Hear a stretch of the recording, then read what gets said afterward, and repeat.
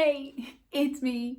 Welcome to Curl Talk with Colleen. And today we're going to be talking about 5 things you might be doing wrong using gel on curly hair. Let's get started. 5 things you might be doing wrong when using gel on curly hair.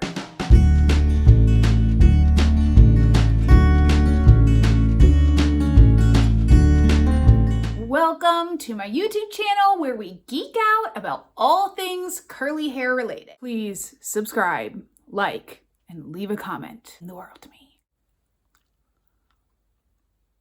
In today's video, I'm about to blow your mind. Because of our high school days where everyone was using LA looks and had those super crunchy curls, there's still a misconception around gel and curly hair. Today, I'm gonna break all of those preconceived notions and tell you why you should be using gel on curly hair and what to avoid when doing that. The first thing I wanna talk about is the purpose of gel. Gel is made to lock your curl pattern in and seal moisture.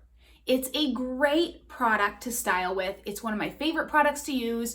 And really, if you're trying to help make definition and tame frizz, gel is gonna be your go-to.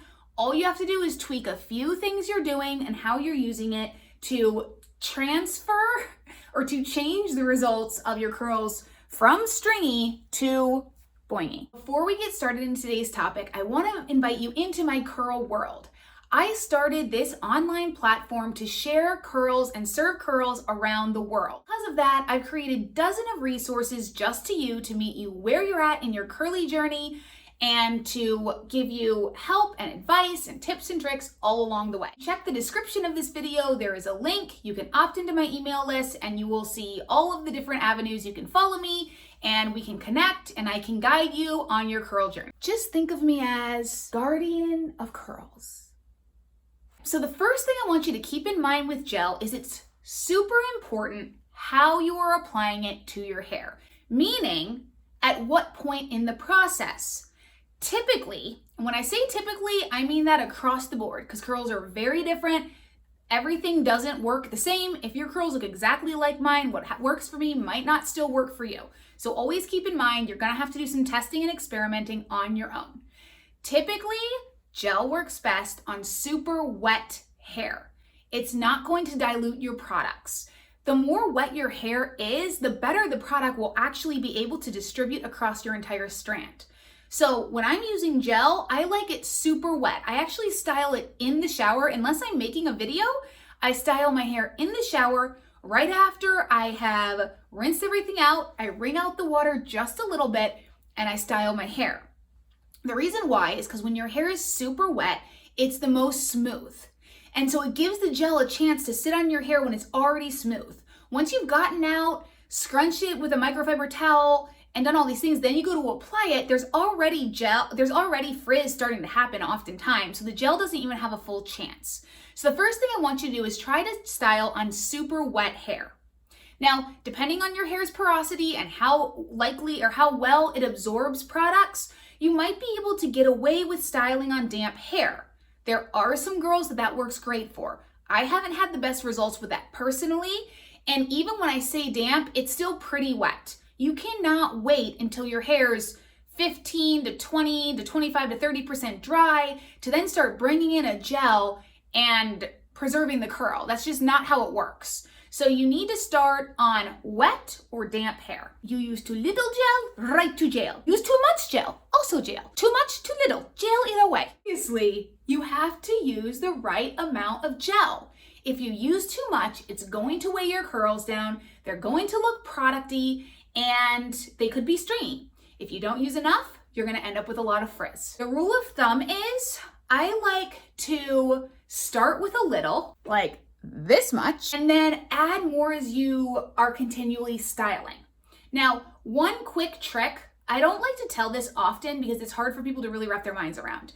You can check your hair, style it initially, check it at like 30% dry, and if it really looks like it's starting to get frizzy, you can add a little bit more gel, but I know that's a little bit counterproductive of what I just said. However, anytime you add any products in after your initial styling process, you're gonna dilute it with water. Just take some water, sprinkle it in your hand, rub it together, and don't ever put your fingers through at this point, glaze, okay?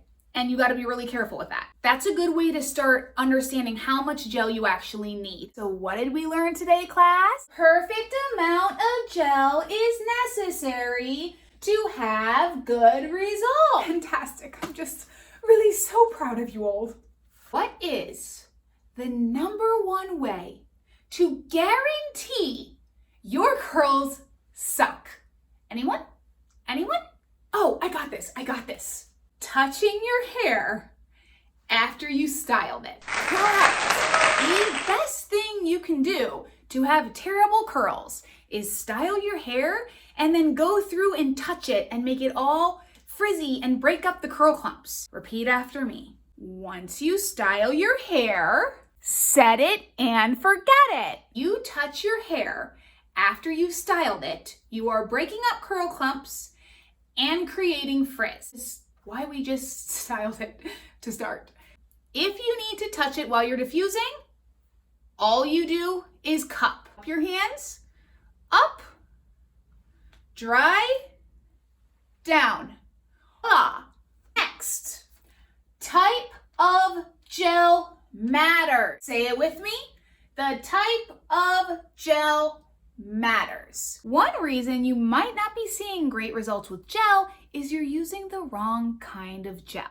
If your curls feel weighed down and like they have product buildup, there's a good chance that you might be using too strong of a hold and you need something just a little bit light. Contrast, if you're using a gel that isn't holding your curl pattern in and you're getting a lot of frizz, then you need something with a little bit more hold.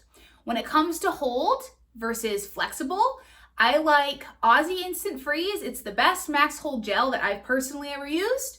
And I love any flaxseed gel. My Soigné has a really great flaxseed gel. You can make it from home. I have a recipe on my blog somewhere. You can find it on Pinterest. It's just type in flaxseed gel for curly hair. If you have that weighed down product buildup feeling, you might want to switch to a soft hold moisturizing gel like a flaxseed hold or flax with a flaxseed base.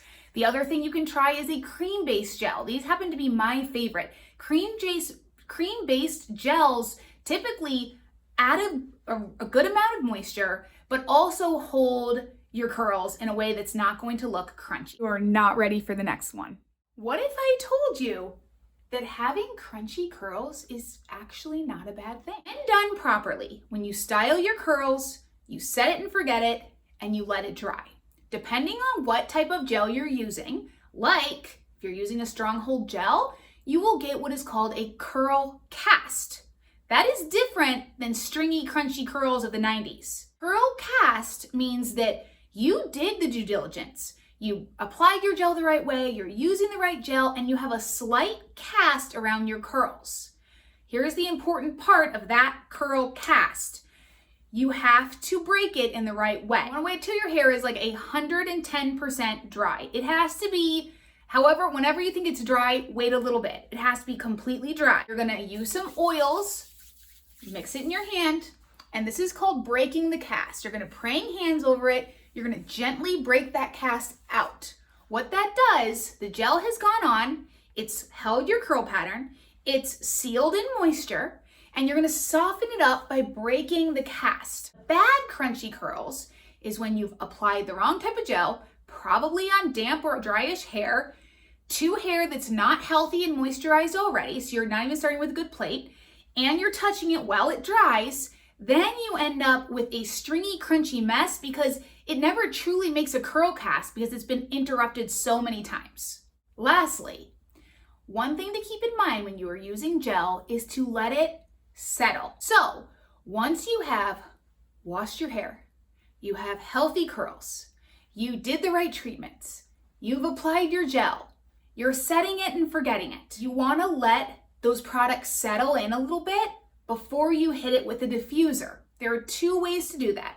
You can either let your hair just sit and dry. I don't particularly like that because it will drip a little bit because you applied it pretty wet. The other option is to micro plop or do a resting plop. All you do is grab a microfiber towel or an old t-shirt, gently, okay? So once your hair's styled, we gotta be super gentle until it dries, okay? So you're gonna pull it back like this, gently flip it over, okay? And then you are going to take your towel and you're gonna plop it up gently, tie it around here the way you plop, okay?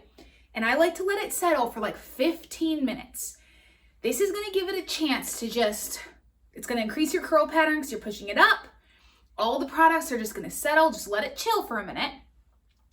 And then you're gonna take it out and continue the drying process, whether that means air drying or diffusing or whatever you do to dry. In conclusion, gel is not the enemy. How you apply the gel, what type of gel you're using, how you're styling your hair, and how you're drying your hair are actually the enemy, not to mention the health of your hair in general. Keep in mind that gel is not the bad guy. It's user failure. We can get through that. You need to rewatch this video to get a few more tips. Go ahead and do that. Keep in mind, this is usually a process. You'll usually have to test a few things and try out what works and fail a few times to figure out the perfect way to get boinging, bouncing curls you love.